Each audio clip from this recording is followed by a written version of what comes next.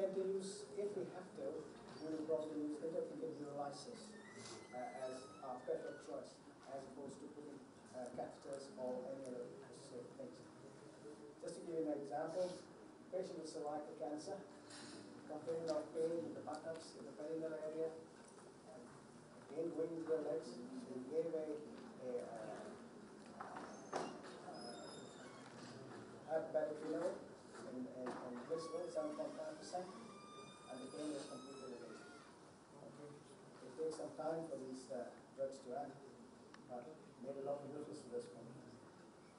The other thing, which is again, which was being done maybe around 40, 50 years ago, initially done by the surgeon, followed by the anesthetist, but this is something that is very much coming on over the last 5, 6 years. That is called automating. Here, we tend to burn the spinal cord at the level of C1, C2. Okay? And what we try to do is try to burn the metal spinal tract. Just to give you an idea why we do it. It has to be done in patients with a life expectancy of less than 1 year. Okay? I'll tell you why. Increasing requirement of drugs, inadequate pain control, etc. Just to go back, what I was trying to say to you is that at the level of CT, you could find at the retrospinal tract, you can actually see which are the fibers coming from where. Okay? So if you put a needle into that and give them a sensation, this is not a very pleasant procedure to do because the patient has to be awake. Okay? If the patient is awake, you put the needle, it's very, very painful. Very painful.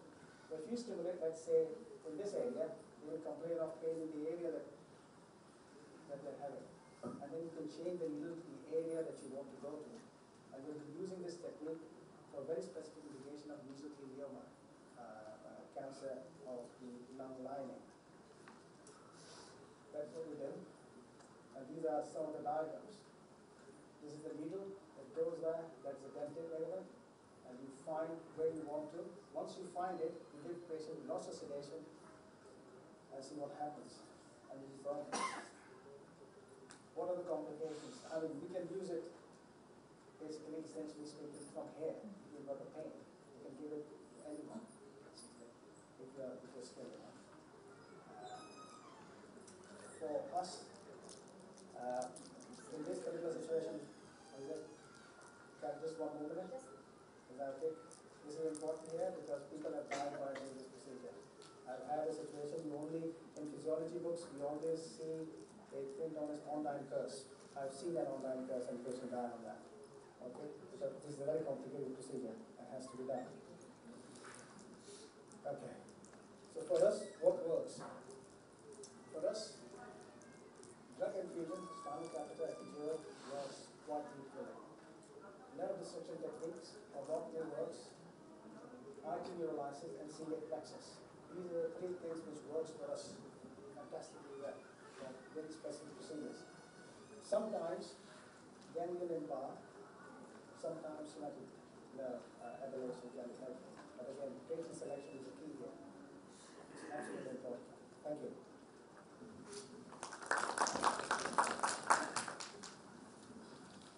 Thank you, Dr. Sadir, for a nice information, for an informative lecture. So, we allow 2 questions from the house. After the session? Okay. The question answer will be after the session. I need to go to other presentation. After this lecture, we can take. Okay, anybody having any question? If you have any questions,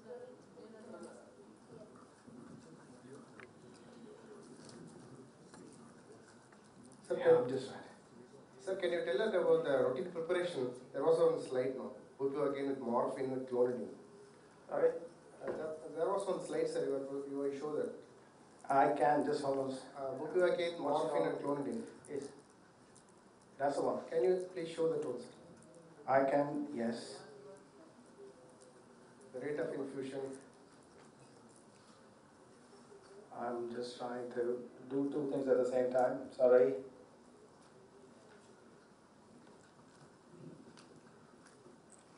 This one? No. That's not. Yeah, that's.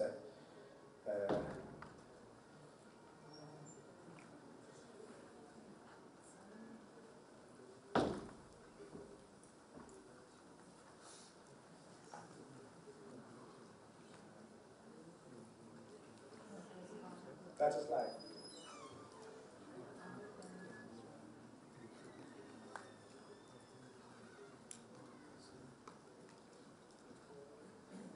Any other question?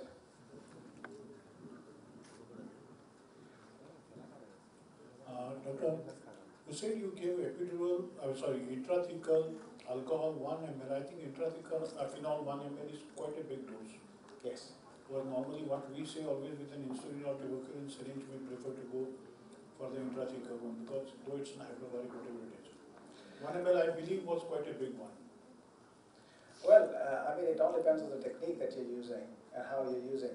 Because we have got a staff which is trained. What we do is, as soon as we give them the sitting position, and as soon as we give them, we lie them in the 45-degree position. And in some cases, we've actually given this injection in 45 degrees. So what we find is that the drug just goes down to the back and involve only the sacral part.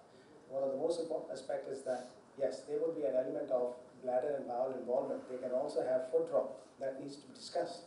The other important aspect that needs to be discussed is the perineal numbness. Because we have had situations where this particular aspect was not discussed in the past with the patient, and suddenly they start to have quite a substantial numbness, and they were very irritated by that sort of feeling. In our experience, 1 ml seems to work for us.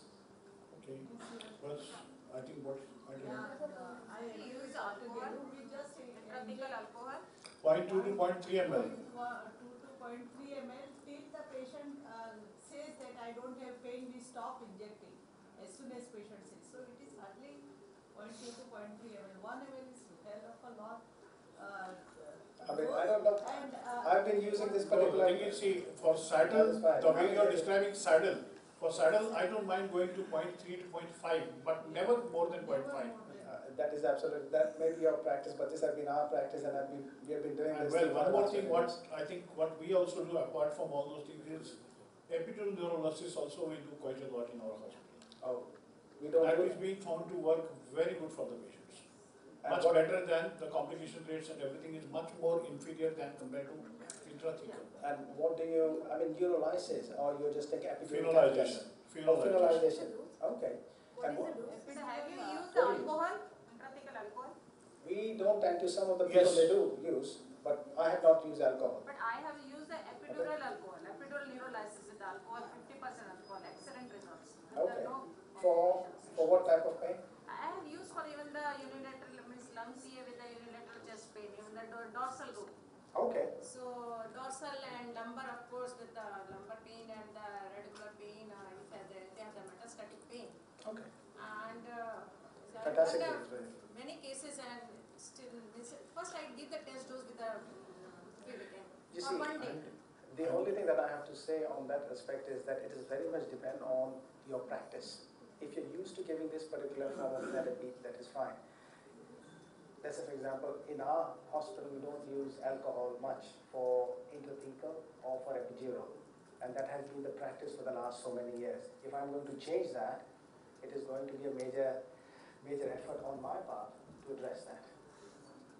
Well, I think in UK at least the percute cervical chordotomy has come back again in a big way. I think It is. It Dr. has. Manohar Sharma is practicing it very much. Now he's gone to Ireland.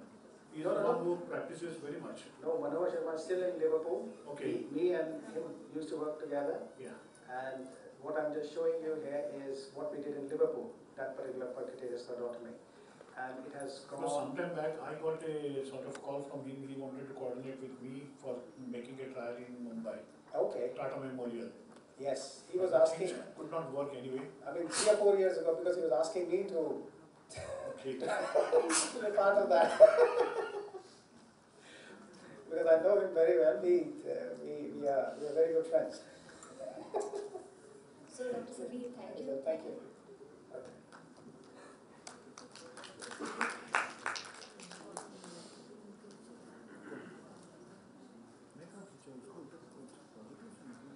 There you go. Okay, we have our next speaker, Dr. Brian Roel.